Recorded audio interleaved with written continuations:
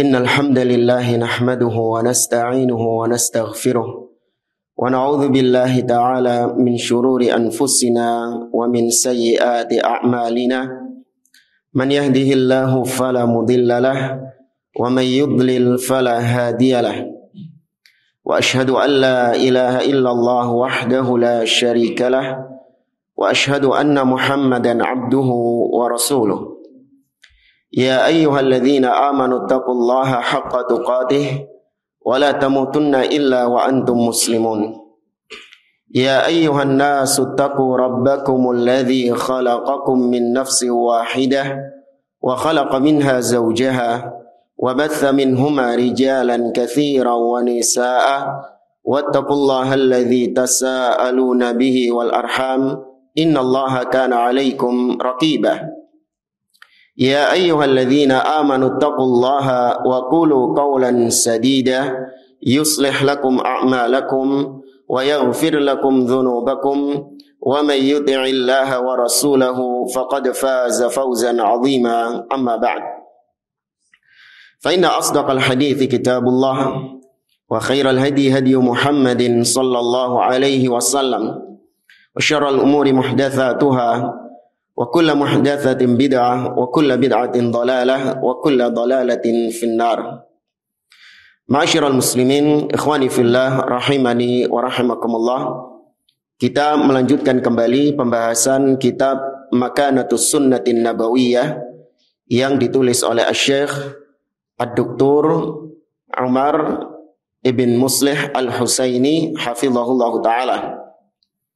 Kita masih di Al-Mabhatsuts Tsani, pembahasan yang kedua dari bab yang pertama, yaitu wujubu ta'zimis sunnati al-musyarrafah wal qabul wat taslim war ridha bi kulli ma ja'at bihi. Yaitu tentang wajibnya mengagungkan sunnah, menerima sunnah, ya tunduk ridha terhadap apa-apa yang datang dari sunnah itu. Dan sudah berlalu dalil-dalil tentang wajibnya mengagungkan sunnah. Di antaranya firman Allah di surah An-Nisa ayat 65, "Fala wa rabbika la yu'minun hatta yuhakkimuka fima syajara bainahum, thumma la yajidu fi anfusihim harajan mimma qadaita wa yusallimu taslima." Ya, maka sekali-kali tidak, demi Rabbmu wahai Muhammad, mereka tidak akan beriman sampai mereka menjadikan engkau wahai Muhammad sebagai hakim yang memutuskan perkara yang ada di antara mereka. Dan ketika itu mereka tidak mendapati ada keberatan dalam hati mereka atas apa yang kau putuskan itu. Wa yusallimu taslima, dan mereka benar-benar menerima sepenuhnya keputusanmu, yaitu menerima sunnah Nabi SAW. Kemudian juga yang terakhir firman Allah Azza wa Jalla di dalam surah An-Nur ayat 51, Allah mengatakan, innama kana qaulal mu'minin idza du'u ila Allahi wa rasulihi liyahkuma bainahum an yaqulu sami'na wa ata'na wa ulaika humul muflihun. Sesungguhnya hanyalah ucapan orang-orang beriman apabila diseru untuk berhukum dengan Allah dan Rasulnya, diajak kepada Allah dan Rasulnya agar berhukum dengan hukum Allah dan Rasulnya, yakni dengan sunnah, maka mereka tidak ada ucapan lain selain sami'na wa ata'na, kami mendengar dan kami taat. Wa ulaika humul muflihun, dan mereka itulah orang-orang yang beruntung. Yang terakhir ini surah Al-Ahzab ayat 36. Ya, wa ma kana lil mu'minin wala mu'minatin idza qadallahu wa rasuluhu amran an yakuna lahumul khiyaratu min amrihim. Kata Allah, dan tidaklah pantas bagi orang beriman, laki-laki dan perempuan, apabila Allah dan Rasulnya telah menetapkan suatu perkara, yakni Nabi kalau sudah menetapkan suatu sunnah, ya hukum dalam sunnahnya, an yakuna lahumul khiyaratu min amrihim, maka enggak pantas orang-orang beriman ini memilih-milih selain daripada apa yang telah ditetapkan oleh Allah dan Rasulnya.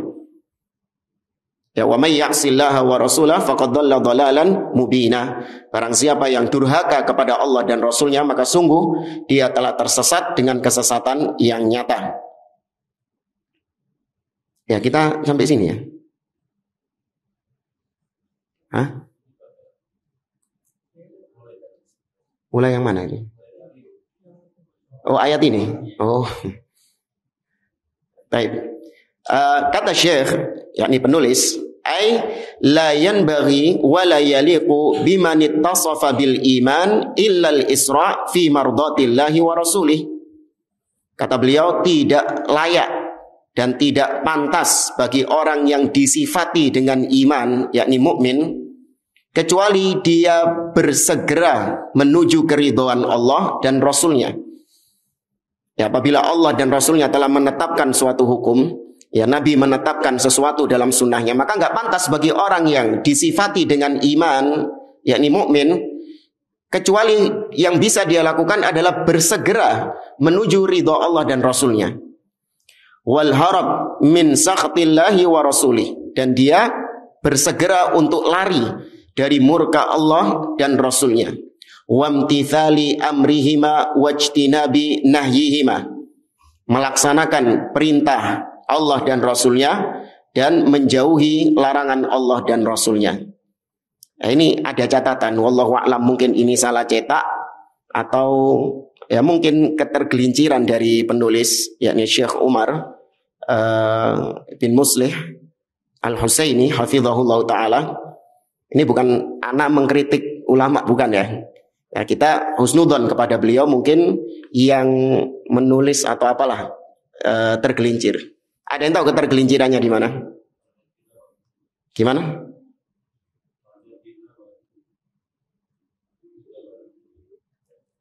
Di ucapan yang mana itu?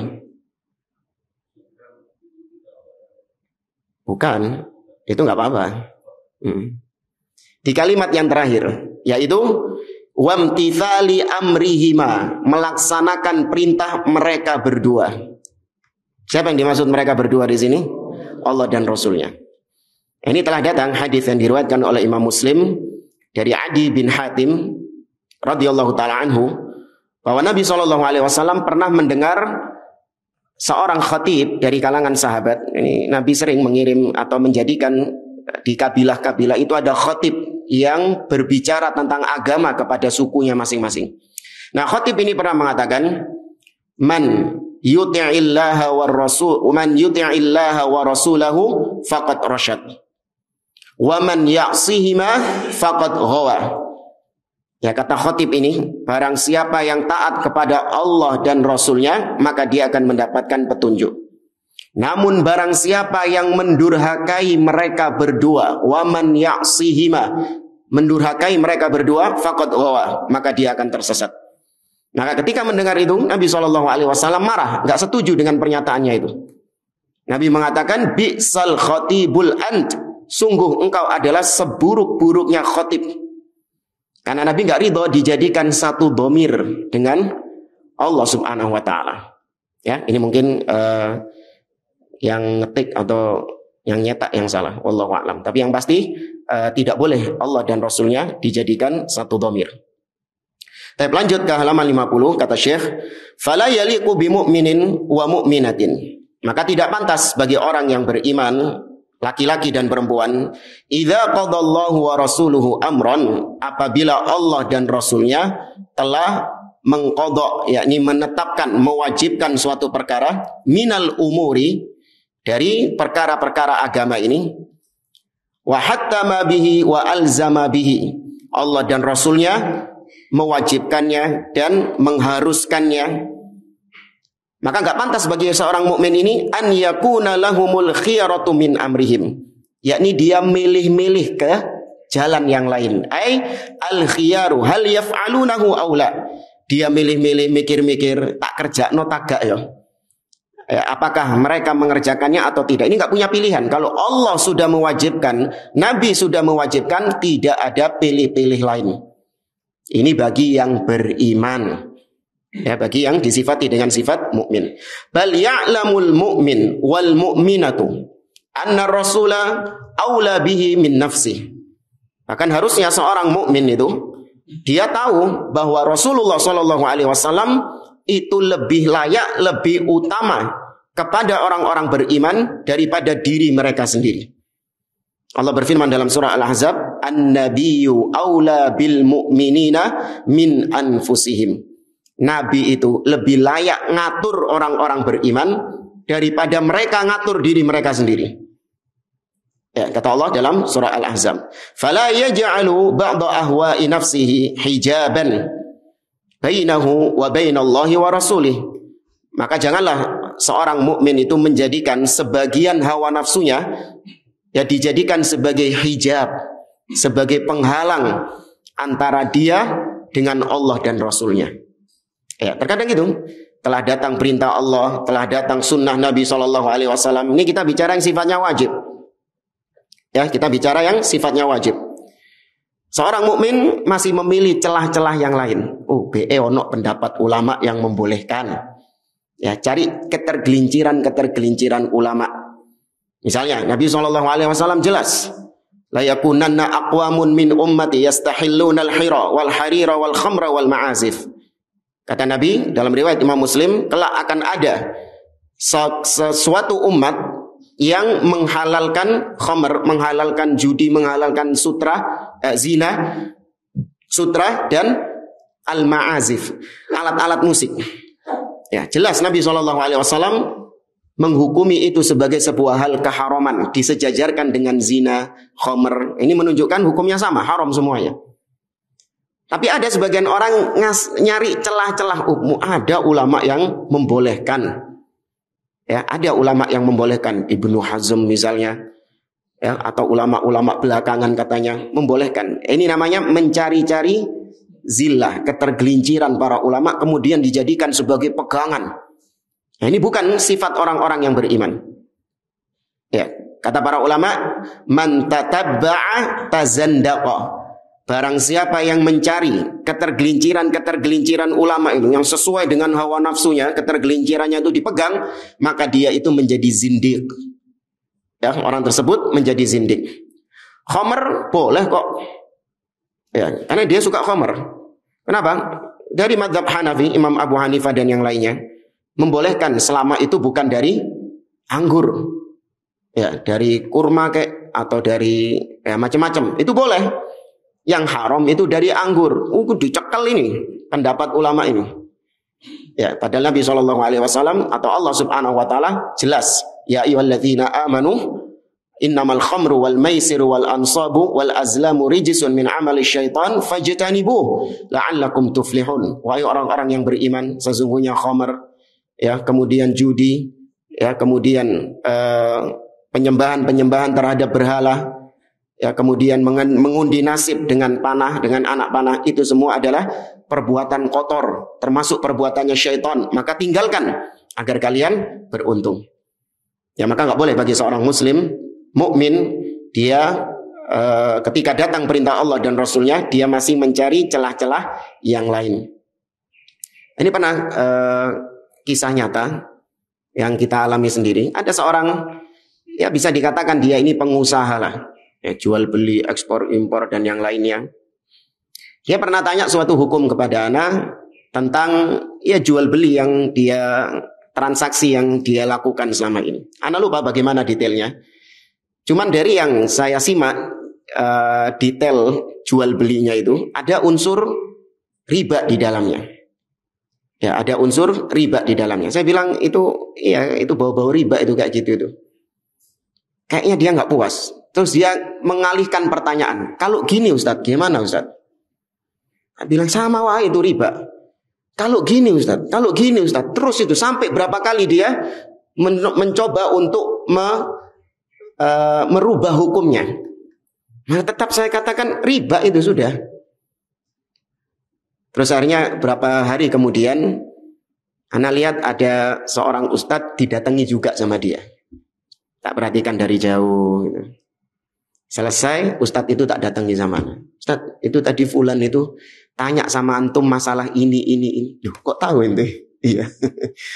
Kemarin tanya sama ana. Kayaknya nggak puas dengan jawaban ana, dia tanya kepada antum. Jawaban antum gimana? Iya, tak lihat-lihat riba itu memang, kata dia. Maka saya menduga dia masih cari ustadz. Wallahu a'lam sekarang cari apa enggak dia. Orang-orang seperti ini, dia tidak akan puas sampai ada ustadz yang mengatakan boleh. Ketika ada ustadz yang mengatakan boleh, dicekel mati-matian sama dia. Ya, maka ketika dalil sudah jelas, apalagi terjadi ijma' di situ, nggak boleh ada celah-celah, nggak boleh kita mencari celah-celah di situ. Nah, wa an Abi Hurairah radhiyallahu an qala Rasulullah sallallahu alaihi wasallam. Dari Abu Hurairah radhiyallahu taala anhu, beliau berkata, Nabi sallallahu alaihi wasallam bersabda, "Da'uni ma taraktukum fa innama ahlaka man kana qablakum kathratu su'alihim wa ikhtilafihim aw ikhtilafuhum ala anbiya'ihim." Kata Nabi, biarkan aku dengan apa-apa yang aku larang kalian atasnya. Ya, artinya sudah, jangan ditanyakan. Apa yang aku larang kepada kalian, jangan ditanyakan. Biarkan sudah. Karena sesungguhnya yang menyebabkan umat-umat sebelum kalian itu binasa, karena mereka kebanyakan tanya sama nabinya.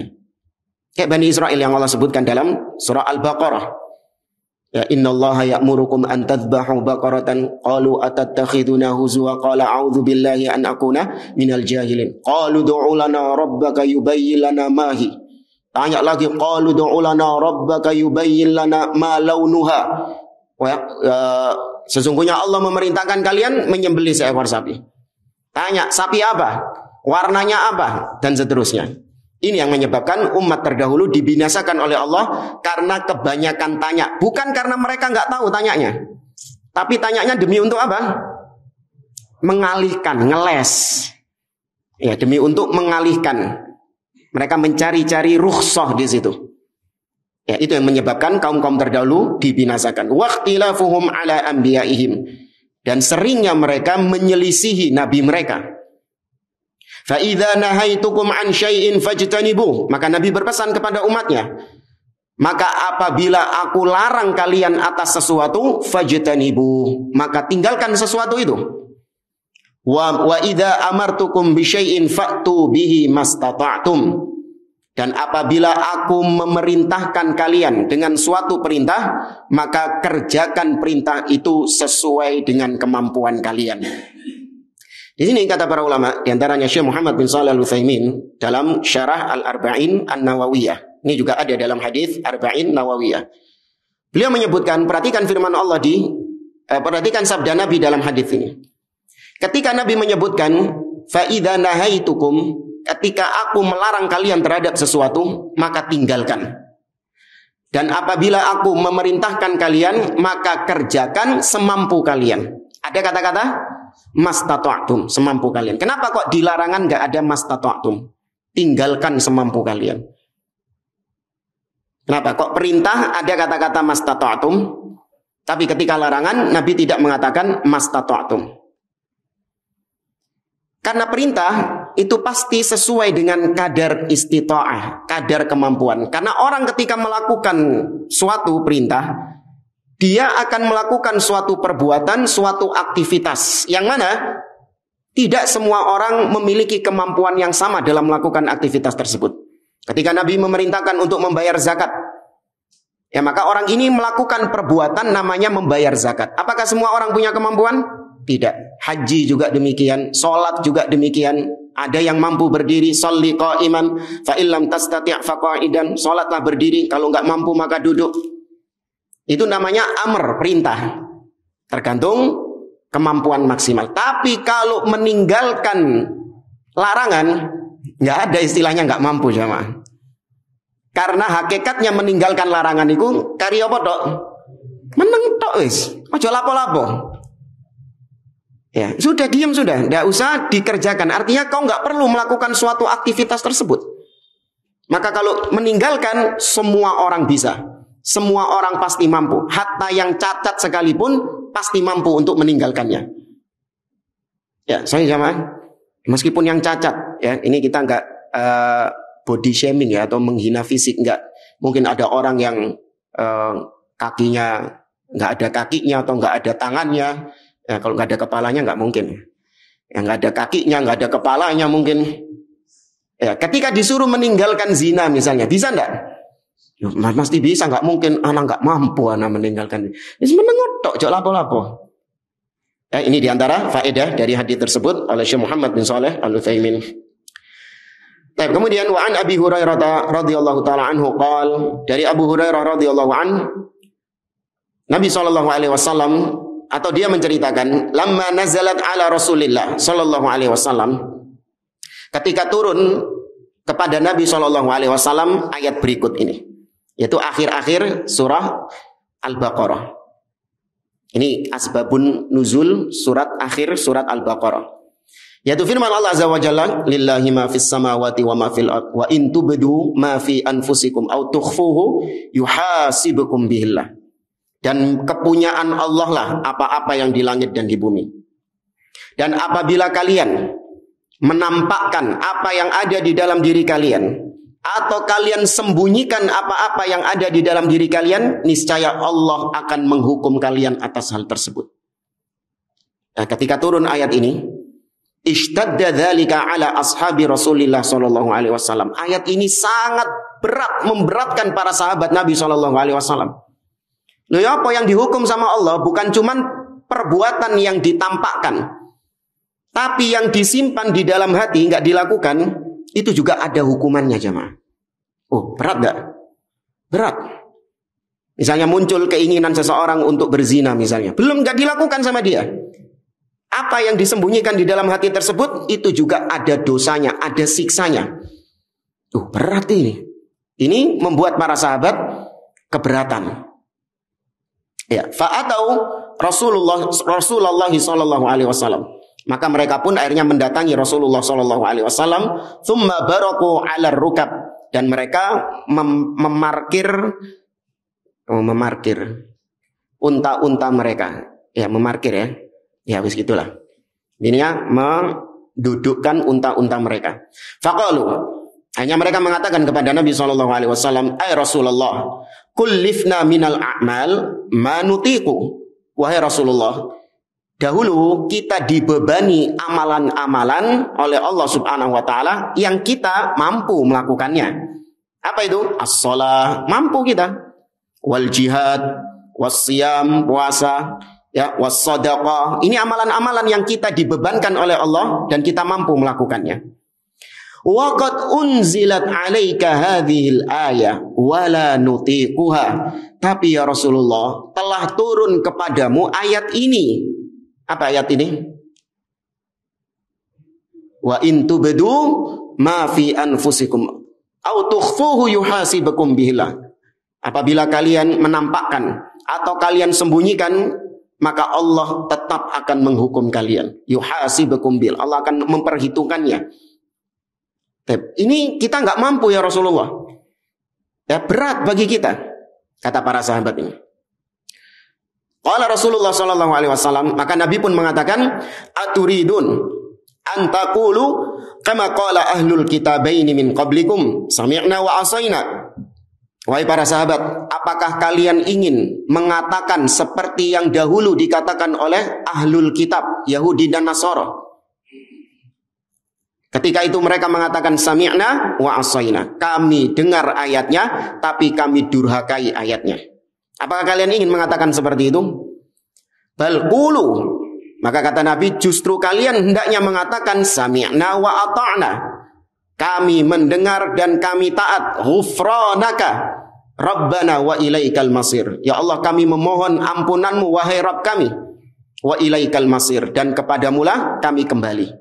Itu yang harusnya kalian katakan, sami'na wa ata'na ghufranaka rabbana wa ilaikal masir, kata Nabi. Akhirnya para sahabat mengatakan, langsung nurut jemaah. Ya, para sahabat dibilang seperti itu, langsung mereka meralat ucapannya, meniru apa yang telah diucapkan Nabi tadi. Mereka mengatakan sami'na wa ata'na ghufranaka rabbana wa ilaikal masir, kata para sahabat yang protes tadi. Kami mendengar dan kami taat, dan selebihnya ampunanmu ya Allah. Ya, yang kita nggak mampu melakukannya, maka kita meminta ampunanmu ya Allah. Ghufranaka rabbana wa ilaikal masir, dan kepadamulah kami kembali. Falamma tara'ahal qaum wa dhallat biha alsinatuhum anzalallahu ta'ala. Nah, ketika mereka sudah tunduk terhadap hukum Allah, tunduk terhadap perintah Nabi tadi, ya tidak lagi protes, dan lisan mereka sudah tidak lagi keberatan dengan ayat sebelumnya, wa in tubdu itu, maka turun firman Allah lagi kepada Nabi SAW. Apa itu? Allah mengatakan, amanar rasulu bima unzila ilaihi min rabbihi wal mu'minun.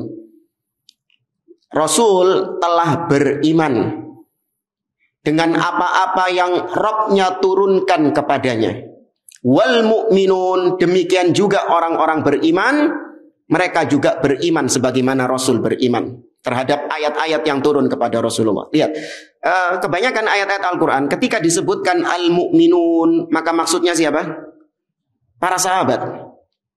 Ya, maka yang dimaksud adalah para sahabat Nabi. Ini tazkiyah dari Allah Azza wa Jalla kepada para sahabat Nabi SAW. Ini pujian Allah kepada para sahabat, bahwasanya mereka adalah orang-orang yang beriman bersama dengan Rasul SAW. Ya, contoh yang lain misalnya, Allah mengatakan dalam surah An-Nisa, wa may yushaqiqir rasul min ba'di ma tabayyana lahul huda wa yattabi' ghaira sabilil mu'minin nuwallihi ma tawalla wa nuslihi jahannam wa sa'at masira. Barang siapa yang menentang Rasul setelah datang penjelasan atasnya, dan dia memilih jalan lain selain jalannya orang-orang beriman. Nah, lagi orang-orang beriman, wal mu'minin. Siapa? Sabilal mu'minin. Siapa orang-orang beriman di sini? Sahabat. Dalam surat Al-Baqarah juga Allah mengatakan, fa in amanu bimithli ma amantum bihi. Oh, ini enggak disebutin orang-orang beriman. Tapi itu saja. Maka yang dimaksud orang-orang beriman di sini adalah para sahabat. Kullun amana billah. Mereka semua, yaitu Rasul dan para sahabat, beriman kepada Allah, wa malaikatihi, dan malaikat-malaikatnya, wa rusulihi, dan rasul-rasulnya, wa kutubihi wa rusulihi, ya, dan kitab-kitabnya dan rasul-rasulnya. La nufarriqu baina ahadim mir rusuli. Mereka mengatakan, kami tidak membeda-bedakan salah seorang pun dari rasulnya. Kata mereka, kami nggak membeda-bedakan Rasul satu dengan yang lain. Tapi antum kalau ditanya, siapa yang lebih mulia, Nabi Muhammad SAW atau Nabi Musa? Nabi SAW. Loh, antum membeda-bedakan Rasul berarti. Katanya nggak boleh membeda-bedakan Rasul. Gimana menjamakkan hal ini? Apakah maknanya kita nggak boleh membeda-bedakan Rasul? Yaitu kita menyamakan Rasul semuanya sama, nggak boleh dibeda-bedakan. Ya, ini ulul azmi lebih mulia daripada Rasul yang bukan ulul azmi. Kemudian Nabi Muhammad lebih mulia daripada semua Rasul. Ini kok membeda-bedakan Rasul? Enggak, semua Rasul sama saja. Ya, kita imani semuanya. Yang dibawa sama Nabi Musa kitab Taurat yang ada sekarang kita imani juga. Yang dibawa oleh Nabi Isa dari kitab Injil, kita imani juga yang ada sekarang Injil itu. Ini jadi madzhab Bung Karno itu. Semua diambil itu. Tapi maknanya tidak membeda-bedakan Rasul, yaitu kita imani semua Rasul, tidak kita pilih-pilih. Kita imani yang ini dan kita tidak imani yang ini. Sebagaimana Yahudi. Ya, Yahudi pilih-pilih. Rasul dari Bani Israel kita imani. Tapi kalau Rasul dari Arab, kok disik. Ya, ini yang dinamakan membeda-bedakan Rasul. Tapi kalau kita mengatakan bahwa Nabi Muhammad lebih mulia daripada semua Nabi, ini bukan membeda-bedakan Rasul. Karena memang antara satu Rasul dengan Rasul yang lain itu berbeda-beda tingkatannya. Tilkar rusulu faddalna ba'dahum ala ba'din. Itulah Rasul-Rasul yang kami istimewakan, kami afdolkan sebagiannya di atas sebagian yang lain. Wa qalu sami'na wa ata'na. Maka mereka ini, yakni Nabi dan para sahabat-sahabat, mereka mengucapkan sami'na wa ata'na. Kami dengar ayatnya dan kami taati ayatnya. Ya, dijalankan. Ghufranaka. Nah, sisanya itu ampunanmu ya Allah. Ya, ampunanmu. Rabbana wa ilaikal masir. Dan kepadamulah kami kembali. Falamma fa'alu dzalik nasakhaha Allah Ta'ala. Nah, ketika mereka sudah mengatakan sami'na wa ata'na, maka Allah nasakh. Ya, Allah hapus ketentuan yang tadi dikatakan wa in tubdu ma fi anfusikum aw tukhfuhu yuhasibukum bihillah. Ini Allah hapus. Fa anzalallahu azza wa jalla, dihapus bukan berarti nanti Quran antum dicoret, bukan. Maksudnya ketentuan hukumnya. Allah menurunkan firman-Nya yang terakhir di akhir surah Al-Baqarah, la yukallifullahu nafsan illa wus'aha. Allah tidak membebani seseorang di luar batas kemampuannya. Ya, artinya syariat-syariat Allah Subhanahu wa taala itu pasti sesuai dengan kemampuan manusia tersebut. Apabila tidak mampu, maka diberi rukhsah, diberi keringanan. Ya, berapa banyak syariat-syariat kita memberikan keringanan. Seperti misalnya Allah taala mengatakan wa man kana maridon aw ala safarin fa iddatun min ayyamin ukhar. Barang siapa yang puasa yang sakit atau dia dalam kondisi safar, boleh dia tidak berpuasa dan diganti di hari yang lain. Ya, banyak keringanan-keringanan di dalam agama kita. Laha ma kasabat wa 'alaiha maktasabat. Bagi yang mengerjakannya, yakni mengerjakan ketaatan kepada Allah, maka dia akan mendapatkan balasannya. Dan bagi yang melanggar, maka dia juga akan mendapatkan balasannya. Rabbana la tu'akhidna in nasina aw akhtana. Ya wahai Rabb kami, jangan engkau hukum kami atas apa-apa yang kami lalai, kami lupa, dan atas apa-apa yang kami keliru di dalamnya. Ya, apa-apa yang kami keliru di dalamnya. Qala na'am, maka kata Nabi SAW, iya. Kemudian Allah melanjutkan, Rabbana wala tahmil alaina isran kama hamaltahu ala alladhina min qablina. Wahai Rabb kami, jangan kau bebankan kepada kami isran, yaitu beban yang berat. Kama hamaltahu ala alladhina min qablina. Sebagaimana beban berat ini kau bebankan kepada umat-umat sebelum kami. Antum bisa bayangkan bagaimana syariat-syariat terdahulu luar biasa. Dahulu di zaman Bani Israel, ketika seorang ingin bertobat kepada Allah, dia harus membunuh dirinya sendiri. Ya, faqtulu anfusakum. Kata Allah dalam surat Al-Baqarah, bunuh diri kalian sendiri, baru diterima tobatnya sama Allah Azza wa Jalla. Atau saling membunuh, kata sebagian ulama dari Bani Israel itu. Ya, ini beban-beban yang berat. Kemudian juga banyak sih syariat-syariat terdahulu. Apalagi kalau poligami, tidak ada batas ya, Mak. Ya, tidak ada batas. Nah, itu berat bagi harim-harim itu. Baik. Qala na'am. Kemudian Nabi mengatakan iya. Kemudian Allah mengatakan Rabbana wala tuhammilna ma la taqata lana bihi. Wahai Rabb kami, jangan engkau pikulkan kepada kami apa-apa yang kami tidak mampu atasnya. Ya, syariat-syariat yang kami tidak mampu atasnya. Qala na'am. Lagi-lagi Nabi mengatakan iya. Wa'fu anna, maafkan kami ya Allah. Waghfir lana, ampuni kami. Warhamna, rahmatilah kami. Anta maulana, kaulah penolong kami. Fansurna alal qaumil kafirin. Maka tolonglah kami atas orang-orang kafir. Nabi mengatakan na'am, iya. Rawahu Muslim. Ikhwani fillah rahimani wa rahimakumullah. Kemudian di halaman 52 beliau menjelaskan tentang makna ta'zimis sunnah. Yang dimaksud dengan ta'zimus sunnah, mengagungkan sunnah itu gimana sih? Maka kata beliau ta'zimus sunnati huwa, mengagungkan sunnah itu adalah al-inqiyadu laha wal istislamu wal qabulu wal id'anu. Yaitu al-inqiyad, patuh, nurut terhadap sunnah tersebut. Wal istislam, berserah diri kepada sunnah tersebut. Wal qabul, menerima dengan kerelaan hati. Ya, wal id'an, dan tunduk terhadap sunnah tersebut. Ya, kurang lebih sama al-id'an dengan al-inqiyad. Nah, ini wa yakunu dzalika bi thalathati asya'. Mengagungkan sunnah itu terwujud dengan 3 perkara.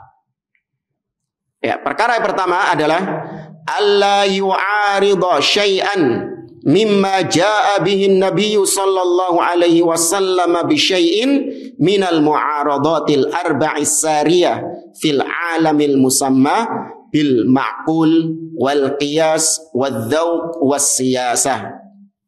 Di antara bentuk mengagungkan sunnah, ya, kita lakukan mengagungkan sunnah ini kita lakukan dengan cara yang pertama adalah yaitu tidak membenturkan sesuatu yang datang dari Nabi Shallallahu Alaihi Wasallam.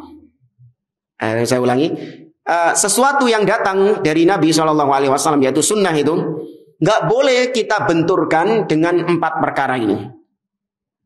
Apa 4 perkara ini? Yang pertama adalah al-ma'qul, dengan akal. Yang kedua kita benturkan dengan adzauq. Sebelumnya al-qiyas, dibenturkan dengan qiyas. Sunnah dibenturkan dengan akal, sunnah dibenturkan dengan qiyas. Kemudian yang ketiga, sunnah dibenturkan dengan dzauq, perasaan. Ya, dan yang keempat, sunnah dibenturkan dengan as-siyasah. Ya siasat, politik istilahnya. Nah, 4 hal ini dijelaskan oleh beliau, siapa yang suka menyimpang, suka menolak sunnah, mempertentangkan sunnah dengan 4 hal ini. Yang pertama, yaitu dengan apa tadi dipertentangkan? Dengan akal. Siapa yang suka mempertentangkan dengan akal? Kata beliau, lil munharifina ahlil kibari minal mutakallimin alladzina aradu nususal wahyi bima'qulatihimul fasidah. Yaitu orang-orang yang menyimpang dari kalangan mutakallimin, ahlul kalam, yang suka mempertentangkan nas-nas wahyu, yaitu Al-Quran dan Sunnah, dipertentangkan dengan akal-akal mereka yang rusak. Ya. Waqalu, dan mereka mengatakan, idza ta'aradul aqlu wan naqlu qaddamnal aqla wa azalna naql. Kata mereka, apabila akal dan dalil bertentangan, maka kita kedepankan akal dan kita tinggalkan dalil itu. Ini menjadi al-qanunul asasi, yakni undang-undang yang asas bagi firqah Asy'ariyah, Asy'ariyah. Ini didengungkan oleh Ar-Razi, Fakhruddin Ar-Razi dalam kitabnya Asasut Taqdis. Dan juga oleh Imamul Haramain Al-Juwaini dalam kitabnya Al-Irsyad. Yang mereka menegaskan tentang pondasi dasar Asy'ariyah, yakni orang-orang mutakallimin, bahwasanya takdimul aqli 'alan naql, lebih mengedepankan akal daripada dalil. Ketika terjadi benturan antara akal dan dalil, maka kita lebih mengedepankan akal daripada dalil. Syubhat mereka adalah karena akal yang menunjukkan kepada dalil.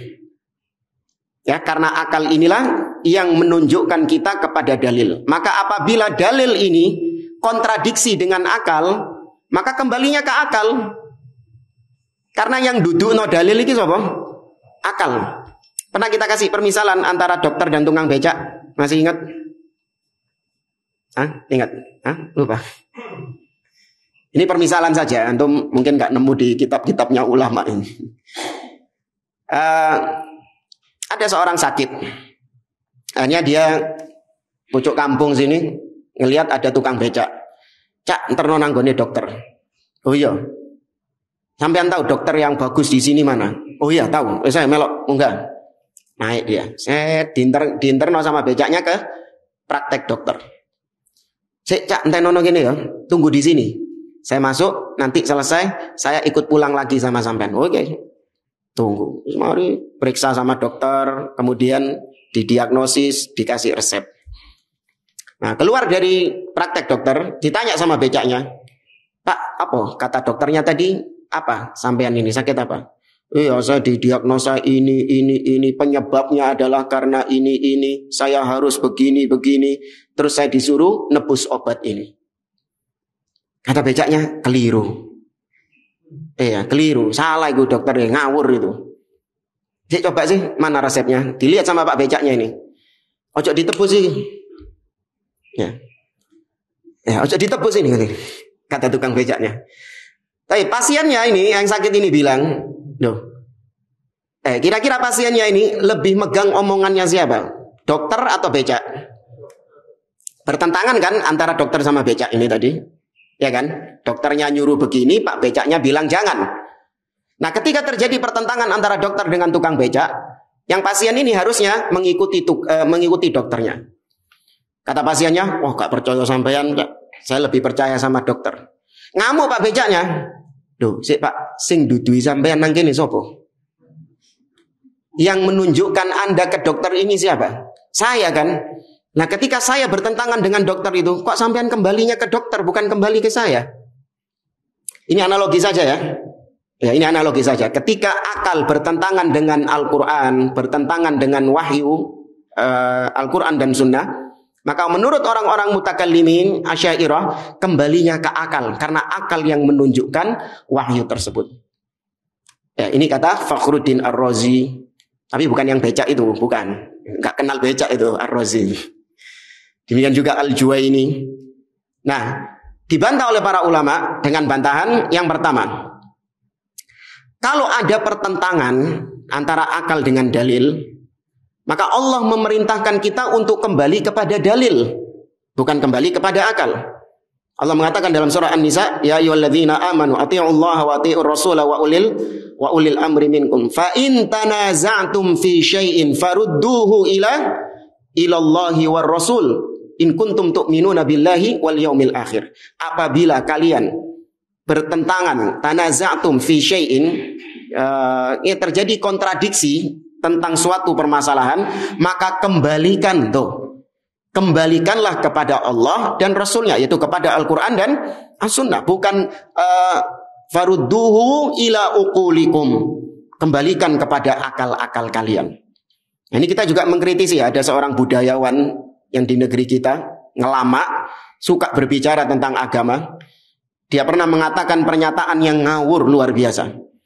Dia mengatakan kurang lebihnya, agama itu bukan Quran, agama itu bukan hadis, agama itu bukan fikih, tapi akalmu, katanya dia.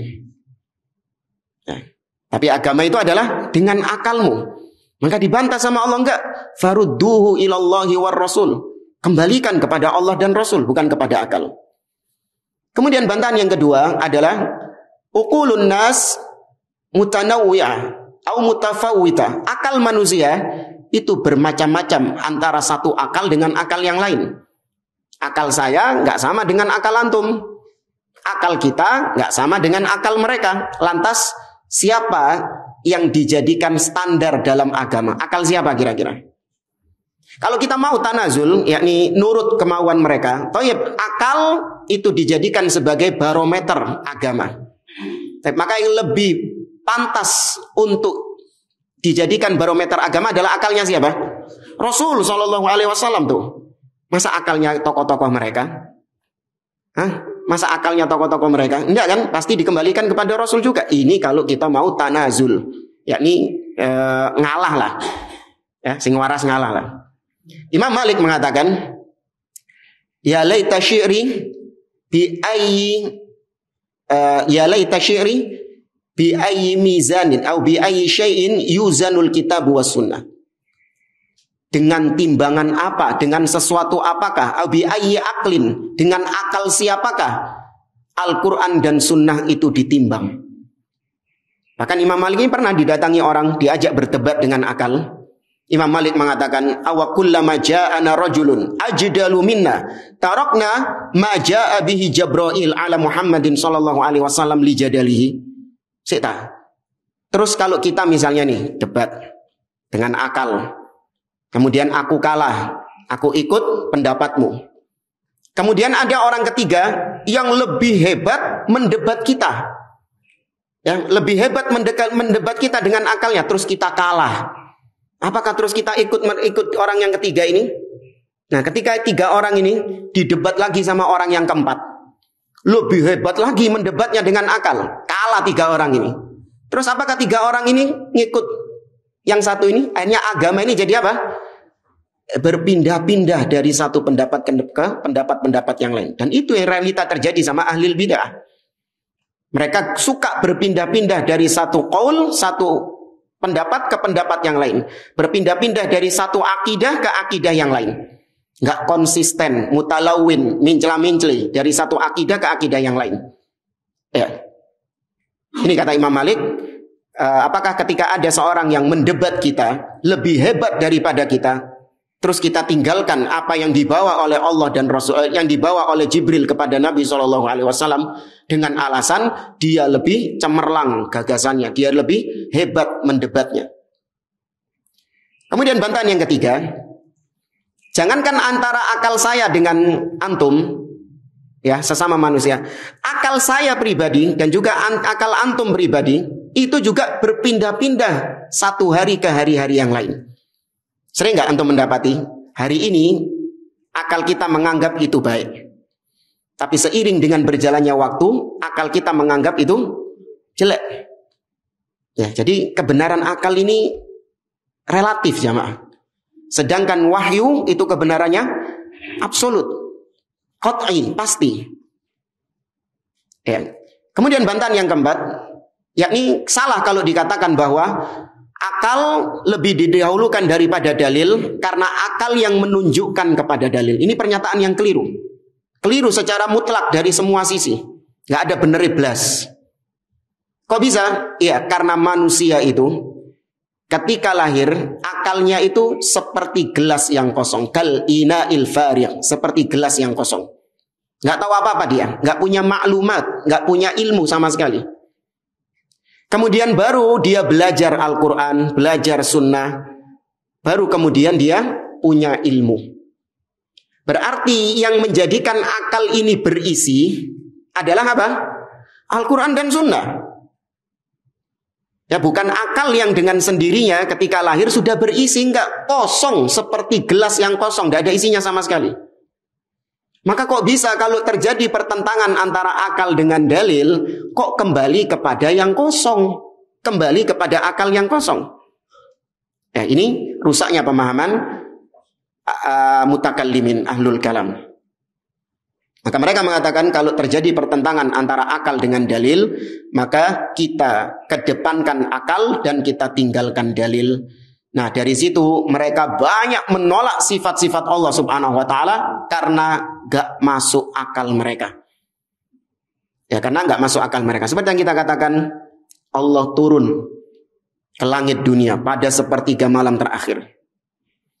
Ya, hadisnya sahih, Nabi SAW mengatakan, yanzilu rabbuna kulla lailatin ila sama'id dunya hina yabqa thuluthul lailil akhir.